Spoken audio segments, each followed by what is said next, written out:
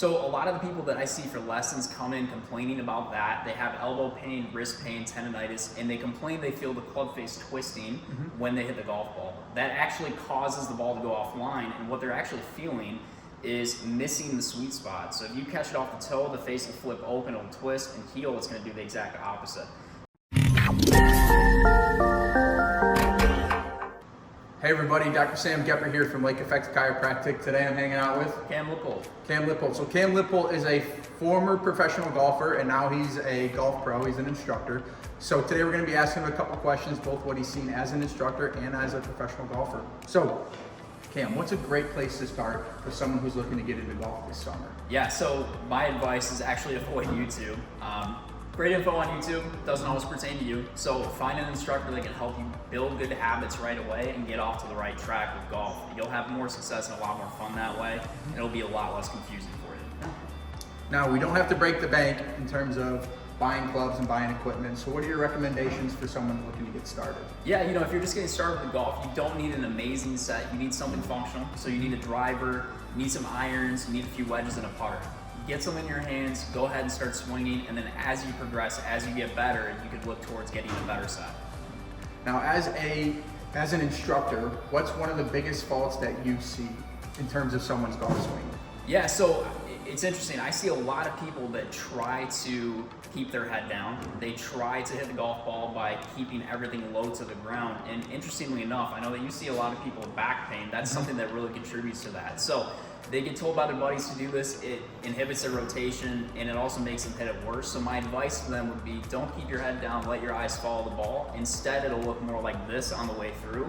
You'll actually turn a little bit, you'll find the golf ball easier, and also is gonna take a lot of stress off that lower right back, or lower left back, excuse me, for right-handed players. Now, speaking of low back pain, obviously that's one of the faults that you see, but what's one way to correct it, or one cue that you give for your players? Yeah, so the big thing that I tell them is that the bottom of their golf swing is actually ahead of the golf ball. So we're not trying to hit the ball, we're actually trying to impact the ground slightly ahead of it. That makes them move towards a target with their weight. It also helps them rotate a little bit. So overall, it's gonna take less pressure off the back, more pressure off the back, and they'll also hit it better. Now, one of the other things that we do see in our office in terms of golfers is something called medial epicondylitis, or golfer's elbow. So it's pain right here on the medial side of the elbow. What's one thing that contributes to that in terms of a player's swing? So a lot of the people that I see for lessons come in complaining about that. They have elbow pain, wrist pain, tendonitis, and they complain they feel the club face twisting when they hit the golf ball. That actually causes the ball to go offline, and what they're actually feeling is missing the sweet spot. So if you catch it off the toe, the face will flip open, it'll twist, and heel, it's gonna do the exact opposite. So what they try to do to correct that is they grip it harder. That actually puts more stress through the elbow and the tendons. The real fix for it is you need to figure out why you're missing the center of the face. That's why I'm here, I can help you with that. And then from there, you don't have to grip it quite as hard. You're gonna be hitting the center of the face more, and you'll hit it further. Now, one of the last injuries that we kind of see with golfers is shoulder pain. A lot of times that can come from thoracic mobility or mid-back rotation. There's not as much mobility through that mid-spine. What's one correction or one thing that you see in order to fix shoulder pain? Yeah, so a lot of times I think people have shoulder pain in golf from hitting well behind the golf ball, right? So they hit behind the ball, likely again because they were told to keep their head down. And instead of moving their weight forward, what they try to do is avoid hitting the ground. And what that looks like is they pull their arms and shoulders up at impact. You do that enough, you're going to have shoulder issues. So again, main thing, you have to trust that as long as your arms stay down and you rotate through the shot, you're going to find the golf ball, and that should take some stress off of those shoulders. Awesome. Now, I know for a lot of us, we're showing up right at our tee time to the course.